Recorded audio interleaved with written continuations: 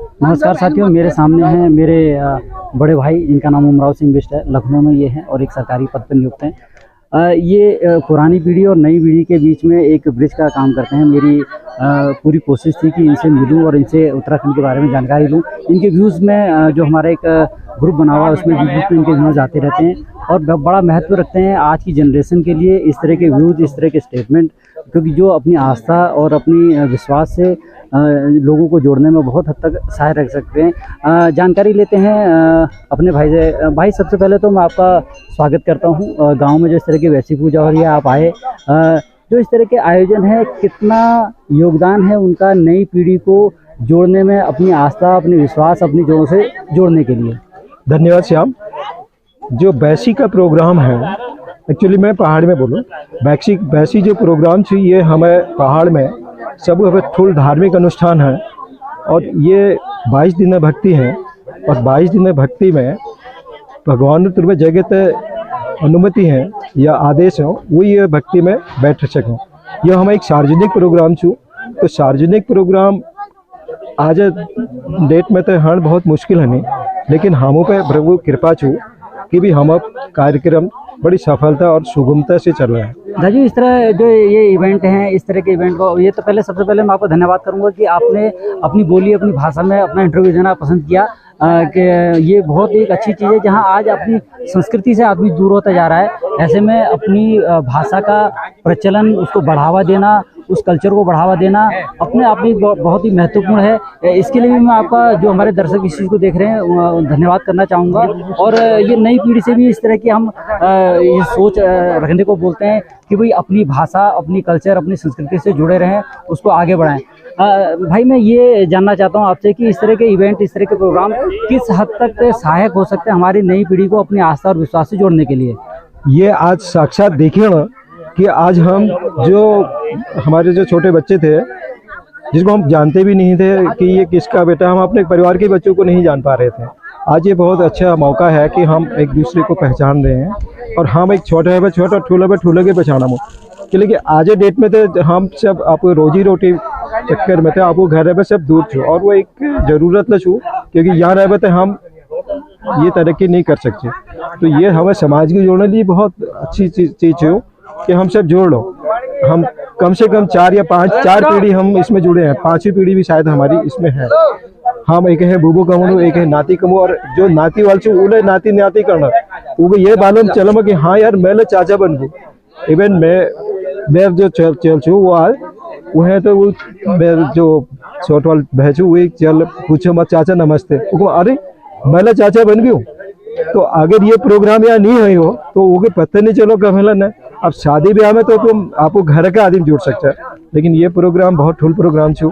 ये हम कम से कम 90% में लागे में कि भी हम जो हम कबीला कुटुंब छू वो हम सब जुड़ी हुई छू आज, और 90% अटेंडेंस है। और ऊपर वाले की कृपा ऐसी की भी हम बहुत दुर्गम में छू और काफ़ी पिछड़ी हुई थी पहली बात है, लेकिन आज हम आपको सुगम पामरू और ऊपर वाले की कृपा है कि भी हम घर में आज ये तो घोड़ा गाड़ी मिल रही हो सब, इसे ऊपर वाले की कृपा है।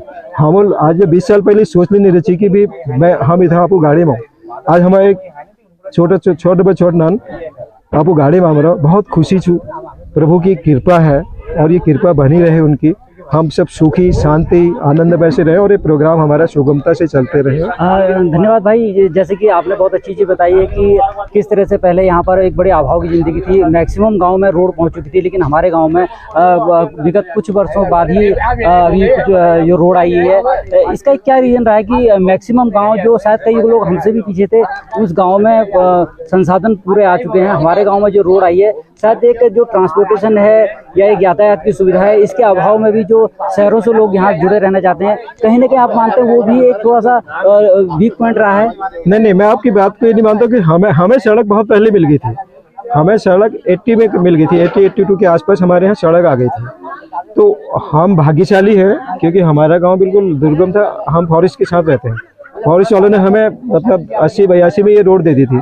तो 90 के बाद इसमें गाड़ियाँ चलने लग गई थी। 90 के बाद जो भी शादी ब्याह हुए वो सब शादी इसमें आए, और 90 के बाद हमें राशन अपने शहर में ढूंढना नहीं पड़ा। नहीं तो हमको यहाँ पे बस में या जाली खान या कहाँ ला जान पड़े।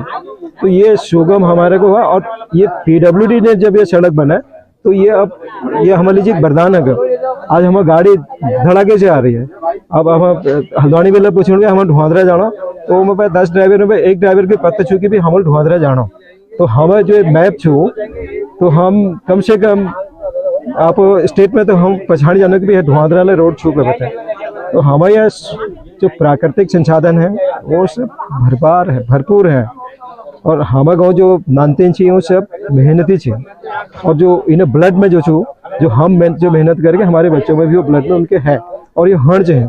तो साथियों, जैसे कि हमारे भाई ने बताया गांव के डेवलपमेंट और विकास के बारे में, उन्होंने बहुत अच्छी जानकारी दी कि किस तरह से पहले का सिस्टम था, कितना डेवलप हुआ है, गांव कितना आगे बढ़ा है और कहीं ना कहीं अब वो सुख सुविधाएं जो पहले हम कहते थे कि बहुत टाइम लग गया है वो सब मिल चुकी हैं और ये जो एक बाधा मानी जाती थी ट्रांसपोर्टेशन की और वो दूर हो चुकी है। तो हम कोशिश करेंगे कि आने वाले समय में जो यंग जनरेशन है वो अपने गाँव से जुड़े, अपने आस्था और विश्वास से जुड़े।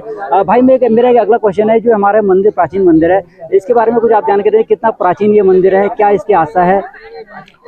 मैं अब बुजुर्गों द्वारा छोड़ रहा, मैं इनमें काफ़ी इंटरेस्ट धर छी। पहले बेला जब मैं स्कूल टाइम में थी तो जोतुला हमारा बुब वगैरह थी वो में वजह से हमारा एक बुब थी गोसाई सिंह उनका नाम थी तो वो सब बारे में उनको मालूम रहे थी और वो हर चीज़ के बता छी कि भी अब जो बुजुर्ग लोग हैं उनको तो जिज्ञासा है कि आपको ज्ञान के बांटन है और जो हम जो नानते छू हमको सोचना है कि भी हम पत्र करण हम कैसे बने, क्या बने और कैसे हुआ। और मगे जाते आपो अनुभव छू हमारे मंदिर कम से कम 90 साल से ज़्यादा का नहीं होगा कि हमारे बुजुर्ग हम बुबू बाजुल करीब बनाई छुई है। साथियों, उत्तराखंड की भाषा में अगर बोला जाए बुबू मतलब दादाजी को बोला जाता है। आमा बुबू नाना नानी दादा दादी को यहाँ पर आमा बुबू का बोलने का एक प्रचलन है और बहुत से ऐसे शब्दों का जो हमारे भाई ने यहाँ पर बोला गया है। ये एक यंग जनरेशन को भी इससे एक सीख मिलेगी कि किस तरह से अपनी संस्कृति, अपनी बोली भाषा का हम चाहे थोड़े शब्दों में ही, कुछ शब्दों में ही यूज़ करें लेकिन ज़रूर करें। और मैं आने वाली जो हमारी यंग पीढ़ी है उनसे यही कहूँगा कि जो भाई की इतनी अच्छी सोच है अपने गांव के विकास के बारे में, अपनी आस्था के बारे में, इसके लिए मैं भाई का धन्यवाद करना चाहूँगा कि इतनी महत्वपूर्ण जानकारी हमें दी। आगे हम कोशिश करेंगे आने वाले कुछ दिनों में भाई का फिर से एक इंटरव्यू लें। भाई आपका बहुत बहुत धन्यवाद। Thank you.